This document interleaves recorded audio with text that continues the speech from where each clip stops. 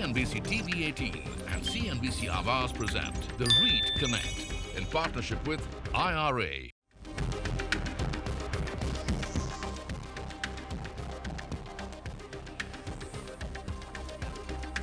Hello, welcome, नमस्कार, बहुत बहुत स्वागत है आपका CNBC आवाज़ पर। और आज से हम शुरू कर रहे हैं हमारी एक खास सीरीज़ जो कि है द रीट्स कनेक्शन। और रीट्स भली भांति कुछ लोग इसे जानते हैं लेकिन समझते नहीं है। रीट्स यानी रियल एस्टेट इन्वेस्टमेंट ट्रस्ट, एक ऐसी चीज़ जिससे रियल एस्टेट में निवेश करने को कहा जाता है कि आसान तरीका है, लेकिन ये तरीका बहुत सारे लोगों को जटिल भी लगता है, समझ में कम आता है। तो अगले कुछ हफ्तों में हमारी कोशिश यही होगी कि हम रीट्स को इतना सिंप्लीफाई कर दें कि आपको लगे कि बस बाजार में जाना है, कुछ दुकान से सामान खरीद के लाना है, एज सिंपल एज दैट। तो रीट्स की चर्चा होगी, रीट्स क्या होता है, कैसे काम करता है, क्यों रियल एस्टेट में इन्वेस्टमेंट का इसे एक बहुत ही आसान और बेहतर और सबसे ऊपर एक सुरक्षित टूल माना जाता है, और साथ में इसके फ़ायदे क्या हैं। एक घर खरीदने, दुकान खरीदने से बेहतर क्या रीट्स खरीदना हो सकता है। बहुत सारे सवाल हो सकता है, बहुत सारी मेरी बातें इस समय आपको समझ में ना आ रही हूँ, लेकिन इन्हीं बातों का जवाब हम अगले कुछ हफ्तों में ढूंढेंगे। तो आज से हमारी इस खास सीरीज़ की शुरुआत हो रही है CNBC आवाज़ पर, और इसमें हमारे साथ हफ्ते दर हफ्ते कुछ खास मेहमान होंगे जिनसे हम रीट्स की हर बारीकी को अच्छी तरीके से समझेंगे। तो एक भी एपिसोड मिस मत करिएगा, क्योंकि ये अगर आपने समझ लिया तो फिर आपके हाथ में एक तरीके से कुंजी लग जाएगी जादू की, पैसा कमाने की। तो चलिए शुरुआत करते हैं। और आज के इस एपिसोड में बेसिकली हमारा फोकस होने जा रहा है कि रीट्स आखिर है क्या, किस तरीके से काम करता है, आप उसे कैसे समझेंगे। अगर आप रीट्स में निवेश करना चाहते हैं या रीट्स के जरिए कहूँ रियल एस्टेट में निवेश करना चाहते हैं तो उसके क्या तरीके हैं, और फाइनली आपको उससे बेनिफिट क्या होने वाला है, ये सारी बातें आज हम करेंगे। और इसके लिए हमारे साथ दो बेहद खास मेहमान हैं जो मेरे साथ इस वक्त स्टूडियो में मौजूद हैं। हम उनका स्वागत करते हैं और आपसे तारुफ कराता हूं एम्बेसी रीट्स के chief financial officer Abhishek Agrawal और कुशमन एंड वीकफील्ड की executive director valuation and advisory Shailaja Balachandran. आप दोनों का बहुत बहुत स्वागत है। और आज हम ये जो रीट्स की पाठशाला शुरू कर रहे हैं, इसमें आप दोनों हमारे टीचर हैं। मैं आपका स्टूडेंट हूं मान लीजिए, और बाकी हमारे स्टूडेंट जो हमारे दर्शक हैं। तो सबसे पहले शुरुआत अभिषेक इसी से कि रीट्स होता क्या है, कैसे हम समझाएं। रियल स्टेट इन्वेस्टमेंट ट्रस्ट, तो इसमें एक वर्ड है ट्रस्ट जो काफ़ी लोगों को समझ में आता होगा, रियल स्टेट समझ में आता होगा, इन्वेस्टमेंट, लेकिन ये चारों को जोड़ें तो क्या बनता है। तो जैसे आपने कहा रियल एस्टेट इन्वेस्टमेंट ट्रस्ट होता है रीट। ये करता क्या है, रीट जो भी निवेशकों से पैसा लेता है उस पैसे से भारत की सबसे अच्छी रियल एस्टेट में इन्वेस्ट करता है, और उसे देश विदेश की जो सबसे बड़ी बड़ी कंपनियां होती हैं उन्हें भाड़े में देता है। उससे जो रेंट आता है, जो भाड़ा आता है, कुछ खर्चा बाद दे करके वो सारे पैसे जितना कैश में आया है वो अपने निवेशकों को वापस देता है, जिससे कि निवेशकों को दो फायदे होते हैं। एक, उनको हर 3 महीने में कुछ कैश आ जाता है हाथ में, और साथ ही साथ जैसे जैसे रियल एस्टेट का प्राइस ऊपर बढ़ता है उनको कैपिटल एप्रिसिएशन भी आता है। तो मैं इसको थोड़ा सिंप्लीफाई करूं, आप कह रहे हैं कि प्रॉपर्टी लेता है और उसको किराए पे देता है, मतलब ये ऐसी प्रॉपर्टी लेता है जिसमें रेंटल इनकम हो, राइट? उस रेंटल इनकम को फिर जो भी उसमें से आपके खर्चे हैं माइनस करके वो डिविडेंड के तौर पर अपने निवेशकों में बांट देता है, और साथ में कैपिटल अप्रिसिएशन। तो शैलजा, इसको ऐसे समझें क्या कि अगर आप रीट्स में जाते हैं, या रीट्स एक कंपनी है जो कि इन्वेस्टमेंट कर रही है रियल एस्टेट के अंदर, आई थिंक इंडिया में अभी कमर्शियल रियल एस्टेट में ही इन्वेस्टमेंट हो रहा है। करेक्ट। यस, आज के दौरान इंडिया में 3 कमर्शियल ऑफिस रीट्स हैं और एक रिटेल एसेट बैक्ड रीट है। जो 3 कमर्शियल रीट्स हैं वो है embassy office parks, Mindspace business park और ब्रुकफील्ड इंडिया रीट। और जो रिटेल बैक्ड एसेट्स हैं वो जो रीट है उसका नाम है नेक्सस सेलेक्ट ट्रस्ट। तो ये 4 रीट्स हैं। तो जब हम कहते हैं कि ऑफिस वाला, तो पहला जो 3 रीट आपने बताए, मतलब वो ऑफिस बिल्डिंग्स खरीदता है, उन बिल्डिंग्स को किराए पर देता है, फिर उस किराए से जो कमाई होती है वही उस रीट की कमाई है, और उस रीट में जो इन्वेस्टर है यानी कि एक यूनिट होल्डर है वो उसके से बेनिफिट होता है, राइट? तो यूनिट होल्डर कुछ नहीं है, जैसे एक कंपनी होती है उसका शेयर होल्डर होता है। यहाँ पे हम यूनिट यूज करते हैं, बट आप सोचिए कि वो ये एक कंपनी ही है, और जो यूनिट होल्डर है वो शेयर होल्डर ही है, और जितने कैश हम कमाते हैं उसका कम से कम 90% एज सेबी का रेगुलेशन है कि कम से कम 90% हमें यूनिट होल्डर को, शेयर होल्डर को देना पड़ता है वापस। तो हम क्वार्टर ऑन क्वार्टर उसको देते हैं, हर 3 महीने पे वो जितना भी कैश हम कमाएं वो शेयर होल्डर को वापस दे देते हैं। ठीक है, तो एक कंपनी है रीट्स जो कि इन्वेस्टमेंट करती है कमर्शियल एसेट्स के अंदर, उसमें ऑफिस बिल्डिंग्स हो गई, होटल्स हो गए, इस तरह की चीजें हो गई। प्लस आपने एक रिटेल रीट की बात की जो डेफिनेटली मॉल्स हो सकते हैं, जो कि नेक्सस रीट है 4th नंबर का और सबसे यंगेस्ट रीट आई थिंक हमारे कंट्री में, जो सबसे लेटेस्ट रीट है 2023 में आई थिंक लिस्ट हुआ है, और वो रिटेल एसेट में यानी कि मॉल्स वगैरह में इन्वेस्टमेंट करते हैं। वहां से जो कमाई होती है एज ए रेंट, उसको वो अपने यूनिट होल्डर्स में बांट देता है, और साल में 4 बार आपने कहा। हाँ, तो जो रेगुलेशन है वो कहता है कि 6 महीने में एक बार यानी साल में 2 बार मिनिमम देना पड़ता है। लेकिन अभी जितनी रीट है इंडिया में, 4 रीट है, वो चारों हर 3 महीने में दे रही है, और जिसे आप डिविडेंड कहते हैं। जिसे हम डिविडेंड कहते हैं, डिस्ट्रीब्यूशन कहते हैं। बट मतलब सही अगर सरल भाषा में देखोगे तो वो भाड़ा ही है। जैसे कि एक भारतीय क्या करता है, घर या शॉप खरीदता है, उसे भाड़े में देता है। इसलिए देता है कि हर महीने उसे भाड़ा आएगा, जिससे घर खर्चा चलेगा और उसका कैपिटल एप्रिसिएशन भी होगा। सिमिलरली रीट में यही है कि हर 3 महीने में आपको भाड़ा आ रहा है, क्योंकि रीट भाड़ा कमा रहा है, वो आपको देता है। कुछ भी हम कहें वो है तो आपके लिए भाड़ा ही, और हर 3 महीने में आ रहा है। वाह, क्या बात है, बहुत अच्छा। इसको और थोड़ा गहराई से समझेंगे। और दूसरी बात हुई कैपिटल एप्रिसिएशन। शैलजा, मतलब ये बिल्कुल वैसा ही है कि आप किसी प्रॉपर्टी में इन्वेस्ट करते हैं। अगर मैं कमर्शियल प्रॉपर्टी में ले लूं तो कह दूं दुकान आज 100 रुपए की थी, जैसे जैसे वक्त बढ़ेगा वो 150, 200, 500 की होती जाएगी, वो कैपिटल एप्रिसिएशन है, और उसका फायदा भी एक रीट होल्डर को मिलता है। एब्सोल्युटली। तो दो चीज़ें होती हैं इस रीट के टर्मिनोलॉजी में। कैपिटल अप्रिसिएशन जब हम बोलते हैं तो दो चीज़ें होती हैं। एक है जो एक्चुअल प्रॉपर्टी है, जो एसेट है, उसका अप्रिसिएशन। जैसे जैसे रेंट बढ़ते हैं, जैसे जैसे ऑक्यूपेंसी बढ़ता है, एसेट वैल्यू, जो अंडरलाइंग एसेट है, जो कमर्शियल ऑफिस बोल रहे हैं हम, उसका वैल्यू बढ़ता है। और दूसरा होता है कि क्योंकि ये पब्लिकली लिस्टेड है, यूनिट प्राइस होता है, जो ट्रेडिंग प्राइस होता है, तो उसका भी कैपिटल अप्रिसिएशन होता है। So there are technically 2 capital appreciations. However जो यूनिट होल्डर्स हैं, उनको जो ट्रेडिंग प्राइस अप्रिसिएशन है, that is what is the capital appreciation that comes to them. Okay, मतलब आज अगर रीट का यूनिट 100 रुपए का है, कल को 135 या 140 का हो गया, तो जो 40 रुपए का एप्रिसिएशन मुझे मिला उस यूनिट जो मेरे पास है रीट की, वो मेरा एप्रिसिएशन होगा, राइट? तो ठीक है, रीट्स हमें समझ में आ गया। सिंपली एक कंपनी है जो कि इन्वेस्टमेंट करती है कमर्शियल एसेट्स में और रिटेल एसेट में। अभी इंडिया में जो 2 तरह के रीट हम देख रहे हैं, उससे जो भी आपने कहा भाड़ा आता है, किराया आता है, वो बांट देते हैं साल में 4 बार अपने यूनिट होल्डर्स को एज अ डिविडेंड। और साथ में जो कैपिटल अप्रिसिएशन हो रहा है ना, बिल्डिंग की जो वैल्यू ओवर द टाइम बढ़ रही है, उसका भी फायदा मिलता है। अच्छा, ये कैसे आप देते हैं? ये भी साल में 4 बार देते हैं कैपिटल अप्रिसिएशन, या जो शैलजा बोल रही है वो? जो शैलजा बोल रही है कि आपका जो यूनिट का वैल्यू है वो बढ़ गया, वो बढ़ता रहता है। जैसे शेयर प्राइस बढ़ता रहता है, कोई कंपनी का वैल्यू बढ़ता है, तो हाँ। वैसे ही जब हमारी प्रॉपर्टी का प्राइसेस बढ़ता है, ऑटोमेटिक शेयर प्राइस बढ़ते रहता है, लोग खरीदते रहते हैं। और तो अगर मैं एक संक्षिप्त में बोलूं तो रीट क्या है? रीट आप मान लीजिए एक कंपनी है जो अपने इंडिविजुअल इन्वेस्टर, रिटेल इन्वेस्टर जो हम बोलते हैं देश के, उनको एक मौका देता है कि कम पैसे में भी, कम रिस्क लेकर के, इजी तरीके से, बहुत ही सरल तरीके से real estate of the country में इन्वेस्ट कर सकता है और उसके मुनाफे पा सकता है। वो एक हिस्सा बन सकता है कंपनी का, जो रियल एस्टेट का ग्रोथ स्टोरी है उसका। आई थिंक काफी हद तक ये म्यूचुअल फंड जैसा साउंड कर रहा है। एब्सोल्युटली, है ना? म्यूचुअल फंड में भी ये होता है कि कुछ फंड मैनेजर्स होते हैं जो बहुत अच्छी तरह से मार्केट को समझते हैं, वो आपसे पैसा इकट्ठा करते हैं और आपके बिहाफ पे पैसा लगाते हैं अच्छे शेयर्स में, स्टॉक्स में, और उसका जो रिटर्न आता है वो आपको वापस मिल जाता है। कुछ वैसा ही, कुछ वैसा ही है। जस्ट थोड़ा सा है कि म्यूचुअल फंड लगाता है बाकी दूसरी कंपनी की इक्विटी शेयर्स में, हम लगाते हैं रियल एस्टेट में, जो कि कमर्शियल रियल एस्टेट होता है। क्योंकि सब देख रहे हैं, हर आज के डेट में अगर आप देखोगे तो कंट्री के हर आदमी चाहता है कि ये जो बड़ी बड़ी इमारतें बन रही हैं, फॉरेन से बड़ी बड़ी कंपनियां आ रही हैं, अच्छे अच्छे रेंट दे रहे हैं, तो हम भी ऐसा कुछ करें।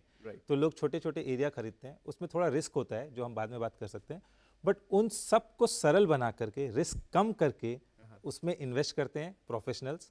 और ये हाईली गवर्नड होता है, सेबी का बहुत सारा गवर्नेंस का रूल है इसमें, रेगुलेशंस है। तो वो सबको मद्देनजर रखते हुए, गवर्नेंस करते हुए ये इन्वेस्टमेंट किया जाता है, ताकि हर इंडिविजुअल को वो बेनिफिट मिले, बिकॉज सब कोई यही काम नहीं कर सकते। हाँ, राइट। तो एक्सपर्ट्स की टीम है जो ये काम करती है और उसके बेनिफिट्स आपको देती है। तो पैटर्न म्यूचुअल फंड जैसा हो गया, तरीके अंदर के अलग है। तो शैलजा, मैं कहीं कल पढ़ रहा था कि फॉर एग्जांपल मुंबई की बात करें, बीकेसी। अब बीकेसी में अगर मेरा मन है कि मैं एक रिटेल इन्वेस्टमेंट करूं या फिर मैं एक कमर्शियल इन्वेस्टमेंट करूं, तो एक एक नॉर्मल इंडिविजुअल की कैपेसिटी, चलिए एक शॉप खरीद लेगा 25 लाख 50 लाख, लेकिन बीकेसी में तो जो इमारतें हैं वहाँ तो पहली बात तो सोचा भी नहीं जा सकता। दूसरी बात, अगर आप लेने जाएंगे तो आई थिंक करोड्स में वो चली जाएगी। एक छोटा सा ऑफिस भी अगर आप वहाँ खरीदेंगे तो रीट्स को हम ये माने कि रीट्स हमारे लिए वो काम इनडायरेक्टली कर सकता है। Absolutely. रीट्स बीकेसी में कोई प्रॉपर्टी खरीदेगा, अब मैं वो प्रॉपर्टी का एक यूनिट होल्डर बन के चला जाऊंगा, Correct. राइट? मैं सही समझ रहा हूँ? तो रीट का एक बहुत बड़ा एडवांटेज ये है डाइवर्सिफिकेशन, क्योंकि अगर जब हम एक यूनिट एक ऑफिस खरीदने जाते हैं तो हमें तो स्पेसिफिकली वो लोकेशन और वही प्रॉपर्टी का रिस्क हमें लेना पड़ता है, राइट?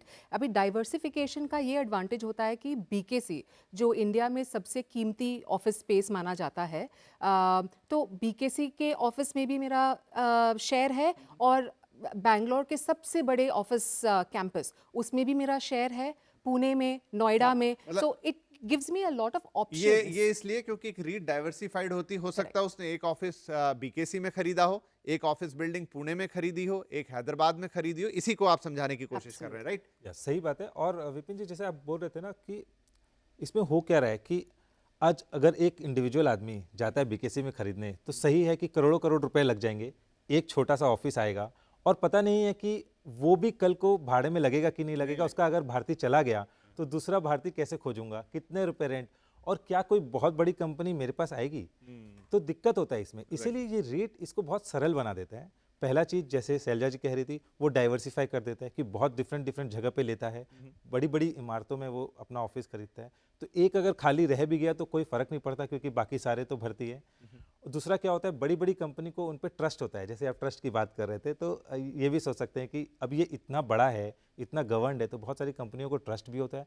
और इससे बहुत छोटे से रुपए, जैसे कि 300 रुपये 400 रुपये में भी आप एक शेयर खरीद सकते हैं और आप उस कंपनी के एक तरह से एक शेयर के मालिक हो गए हैं। तो उतनी बड़ी बड़ी इमारतों के भी आप भागीदार हैं। चलिए, तो ये एक इंटरेस्टिंग फैक्ट है कि आपको रीट्स वो मौका दे रहा है रियल एस्टेट में इन्वेस्ट करने का, जो आप शायद आसानी से तो नहीं कर सकते, या बहुत बड़े जिनके काफ़ी पैसे हैं, एचएनआई लेवल के लोग शायद करते हो तो करते हो, लेकिन एक आम इंडिविजुअल को मौका नहीं मिलता। वो मौका रीट्स उसे दे रहा है। तो रीट्स तो शायद अब हमने क्लियर कर लिया, समझ आ गया, और दर्शकों को भी ये समझ में आ गया होगा कि रीट्स आखिर है क्या, एक रीट काम क्या करता है, किस तरीके से चलता है। नाउ अब हम बार बार उस यूनिट की बात कर रहे हैं। वो यूनिट क्या है, मुझे कैसे मिलेगी, मैं कैसे रीट्स में भागीदार बन सकता हूँ, कैसे मैं रीट्स खरीद सकता हूँ? तो जैसे आप एक कंपनी का शेयर खरीदते हैं, डीमैट अकाउंट खोला, अपने ब्रोकर के पास गए और बोल दिया कि इस कंपनी का एक शेयर खरीद लो, बिल्कुल वैसे ही एकदम सरलता से आप डीमैट अकाउंट में जाएं और कोई भी रीट, जो 4 रीट है उनमें से किसी भी एक रीट का एक शेयर खरीद लीजिए। एकदम सेम है, कोई तकलीफ नहीं। और मैं अभी देख रहा था कि जो यूनिट प्राइस हैं अलग अलग, जो नेक्सिस हमारा यंगेस्ट रीट है उसमें 135 और समथिंग है।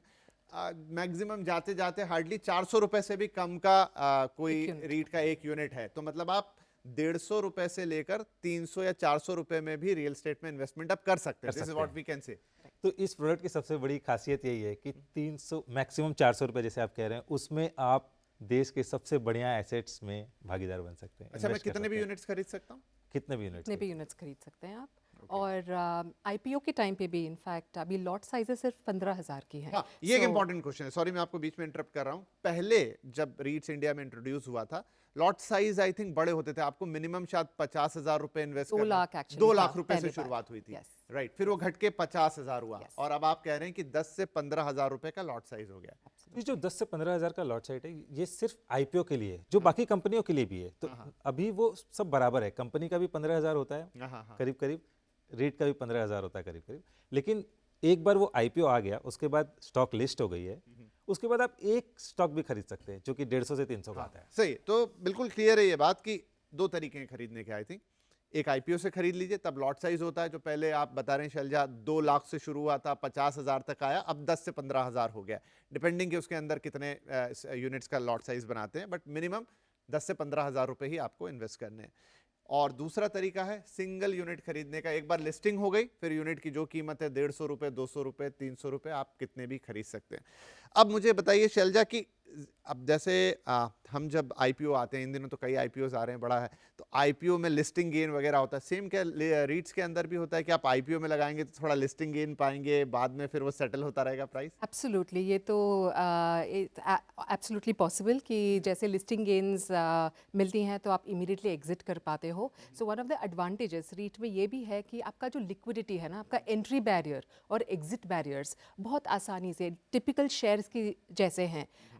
अगर आपको कोई भी ऑफिस यूनिट लेना हो, फिजिकल ऑफिस यूनिट, आपको उसमें एक तो टेनेंट आइडेंटिफाई करने के लिए जो रिस्क है वो है, बट आपको एंट्री के लिए पैसे चाहिए, लीगल डिलिजेंस करना होगा, फिर आपको बैंक लोन लेना पड़ेगा, तो the process is very long. Plus आपको जब एग्जिट करना हो तो आपको वो सही प्राइस मिलेगा कि नहीं, सही मार्केट डायनामिक्स है कि नहीं, ये भी आपको खुद रिसर्च करके करना पड़ता है। बट रीट में आपके रीट मैनेजर्स हैं जो एक ग्रुप ऑफ प्रोफेशनल्स हैं जिनको प्रॉपर्टी के बारे में सब पता है, या वो कंसल्टेंट्स के एडवांटेजेस लेते हैं और समझते हैं कि ये राइट प्राइस है, राइट मार्केट है कि नहीं, तो वो आपको एक एक्सपर्टीज मिलता है। और दूसरा लिक्विडिटी, आपको जैसे जब चाहें आप खरीद सकते आई हो थिंक और जब चाहे ये एक इम्पॉर्टेंट पॉइंट है कि जो मैं एक फिजिकल रियल एस्टेट खरीदता हूँ, उसको खरीदना भी एक बहुत लंबा चौड़ा काम है, बहुत सारा लीगल प्रोसेस, प्रॉपर्टी को देखना करना, मतलब कोई अगर आज सोचे कि मुझे कोई प्रॉपर्टी लेनी, तो शायद अगर वो बहुत जल्दी भी करेगा तो 5-6 महीने का वक्त उसको लग जाएगा।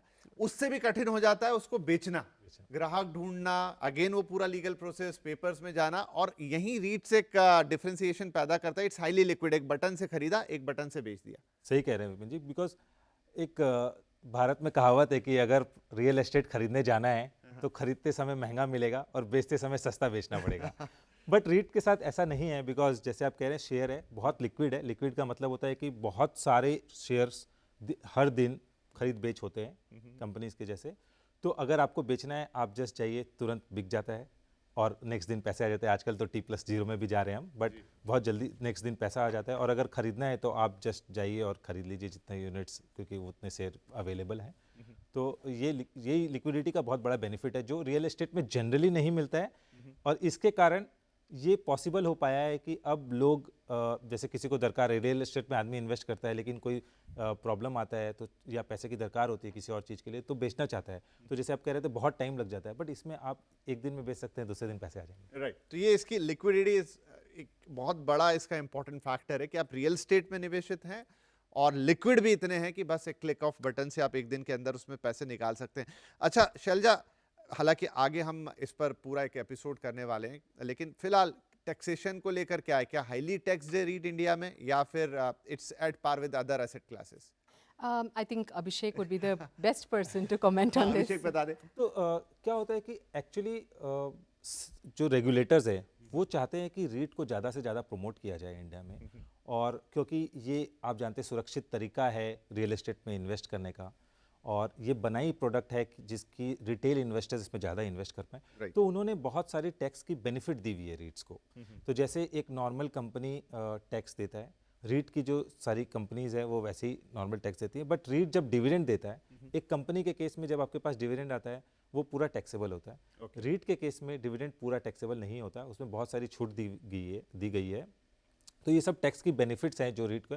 तो क्योंकि जब मुझे याद है इंडिया में रीट्स इंट्रोड्यूस हो रहा था, बड़ी बहस छिड़ी थी कि फॉरेन कंट्रीज में तो टैक्स का सिस्टम फॉर रीट्स बड़ा सिंपल है, लेकिन हमारे यहाँ बड़ा कॉम्प्लिकेट आ रहा है। तब ये बातें भी कही गई थी कि विद द टाइम इसको हम थोड़ा सिंप्लीफाइड करेंगे। तो जो आप बता रहे हैं मुझे लग रहा है कि वहाँ से काफ़ी बेहतर हो चुका है। हाँ, वहाँ से बहुत बेहतर हो चुका है। जैसे इसमें डिफरेंट कंपोनेंट्स होते हैं जो हम आगे बात करेंगे, लेकिन जैसे डिविडेंड जो कंपोनेंट होता है, जो हिस्सा डिविडेंड बोला जाता है जिसको, वो पूरा टैक्स फ्री है। बाकियों में भी टैक्स थोड़ा कम है, तो और उसका अलग अलग टाइम पे टैक्स लगता है। बट सिंपल भाषा में अगर समझे तो इसमें टैक्स का बेनिफिट है और कम टैक्स लगता है इसमें जितना आता है, क्योंकि गवर्नमेंट चाहती यही है, सेबी चाहती यही है, हमारी गवर्नमेंट चाहती यही है कि इसको प्रमोट किया जाए। ठीक है, आगे दर्शकों से बता दूं अभी कि हम पूरा इस रीट्स के टैक्सेशन पे एक अलग से पूरा एपिसोड करेंगे। जैसा मैंने कहा कि कई हफ्तों तक हम ये बातचीत करने वाले हैं, लेकिन एक सिंपल आइडिया देने की आज यहाँ आपको कोशिश थी। शैलजा, एक बड़ा सवाल ये है कि अभी तो 4 ही रीट्स हैं, हालांकि 4 में भी चुनाव करना इतना आसान नहीं है। तो जैसे शेयर मार्केट में होता है कि फलां शेयर अच्छा है, ये अच्छा है, वो अच्छा है, तो रीट्स में भी फिर ऐसा होता होगा कि भाई मैं कौन सा रीट्स चुनूं? कोई पैरामीटर्स रहते हैं उसके कि मैं कैसे किसी रीट को सिलेक्ट करूंगा? एब्सोल्युटली पैरामीटर्स हैं और जैसे कि ये लिस्टेड हैं स्टॉक मार्केट्स में, एनुअल रिपोर्ट्स हैं, इन्वेस्टर्स को पहले हिस्टोरिकल परफॉर्मेंस देखने को मिलेगा, तो वो एक चीज़ ऑफ कोर्स स्टडी करना चाहिए। लेकिन उसमें जब हम देखते हैं परफॉर्मेंस, तो दो बकेट्स में अगर आसानी से फिट किया जाए, तो एक होता है रिटर्न पैरामीटर्स और एक होता है रिस्क पैरामीटर्स। तो रिटर्न पैरामीटर्स एक है जो फंड्स फ्रॉम ऑपरेशंस, अगर सिंपल में बोला जाए तो आपके जो भी रेंट है, एक्सपेंसेस सब निकालने के बाद कितना फंड्स हैं from operating a commercial office, जो वो पैरामीटर है दैट शुड ग्रो, उसमें स्टेबिलिटी होना चाहिए and that should be growing over a period of time. तो वो एक पैरामीटर है। दूसरा पैरामीटर है डिविडेंड यील्ड, जो आपको डिविडेंड मिलता है वो यूनिट प्राइस, जो ट्रेडिंग प्राइस है, उसके कंपैरिजन में अगर आप देखोगे तो एक परसेंटेज आता है। तो वो परसेंटेज आपको सिग्निफाई करेगा कि आपके जो बाकी इन्वेस्टमेंट्स है उसके हिसाब से वो डिविडेंड रिटर्न कितना होता है, तो वो एक पैरामीटर होगा। फिर होगा ऑक्यूपेंसी, क्योंकि ऑक्यूपेंसी डायरेक्ट इम्पैक्ट रेंट पे है और रेंट से हमारा जो यूनिट होल्डर्स के जो डिविडेंड्स पे इम्पैक्ट पड़ता है, तो occupancy is also an important parameter. इस सालों से कैसे वो ऑक्यूपेंसी पैटर्न हुआ है, तो दैट बिकम्स इम्पॉर्टेंट। फिर अगर हम बोले डेट इक्विटी रेशियो एक है, तो वो रीट का डेट प्रोपोर्शन कितना है। हालांकि ऐसे सिंपली बोलेंगे तो डेट जितना कम हो उतना अच्छा है, लेकिन जब भी एक्विजिशन करने जाते हैं तभी तो डेट रेस करना पड़ता है। तो जब भी एक रीट नया एसेट खरीदते हैं तभी तो डेट रेस होता है। तो डेट इक्विटी रेशियो एक और पैरामीटर है।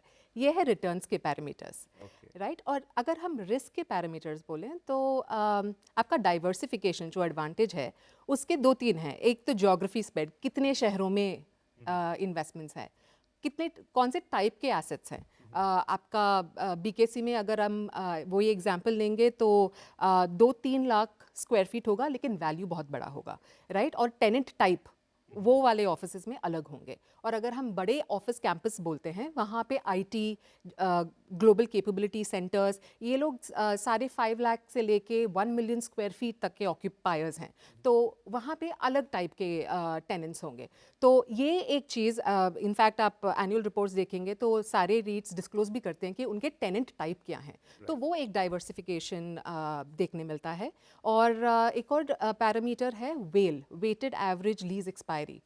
ये करीबन आप देखोगे तो बोलेंगे कि 6 साल है, 7.9 ईयर्स है। मतलब आपके जो किराएदार हैं वो कितने वक्त बाद आपकी बिल्डिंग को खाली करने वाले हैं? Absolutely, absolutely. तो आपका वेकेंसी रिस्क और वो टाइमिंग का थोड़ा समझ में आ जाता है। शायद अभी दर्शकों को बड़े भारी भारी Sure, लग रहे होंगे ये सारी absolutely. चीजें हैं, लेकिन आगे चलते हुए हम बाकायदा इस पे भी एक एपिसोड करेंगे, क्योंकि आप फिर कैसे इवेल्युएट करेंगे किसी रीट को कि मुझे किस में इन्वेस्ट करना है, कैसे करना है, उसे समझेंगे कैसे। तो एक आइडिया देने की कोशिश थी, लेकिन आगे चलते हुए इस पे काफी डिटेल में और हम इसमें और विपिन जी एक बातचीत बहुत करेंगे। इंपॉर्टेंट चीज़ होता है कि गवर्नेंस कैसा है, डिस्क्लोजर्स कैसे हैं, क्योंकि रियल एस्टेट इंडिया में बोलते ही वो गवर्नेंस पे सवाल आती है। तो उसी लिए ये रीट बनाया गया है ताकि गवर्नेंस बहुत हाई हो।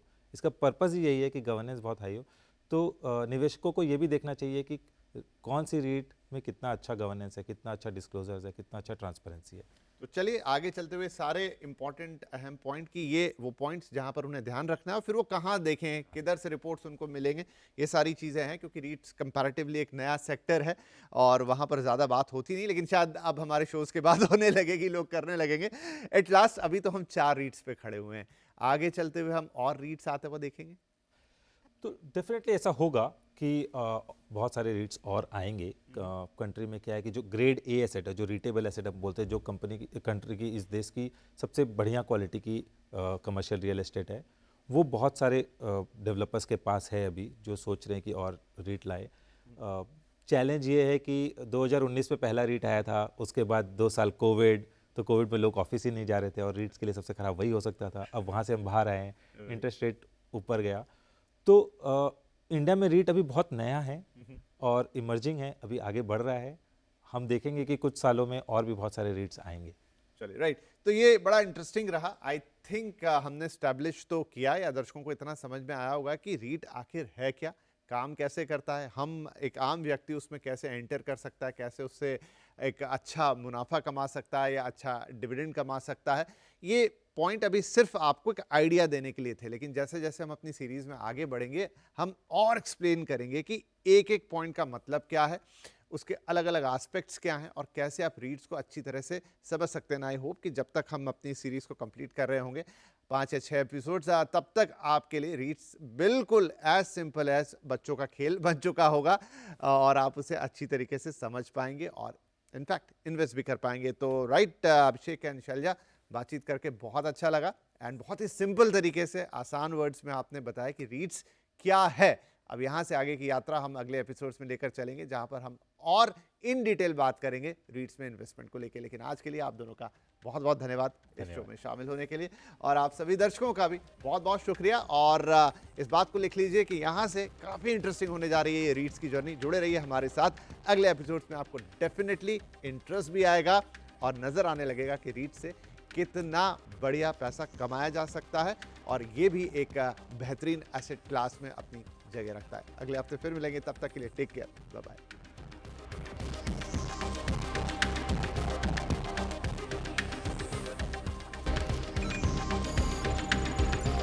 CNBC TV 18 and CNBC Awaaz present The REIT Connect in partnership with IRA.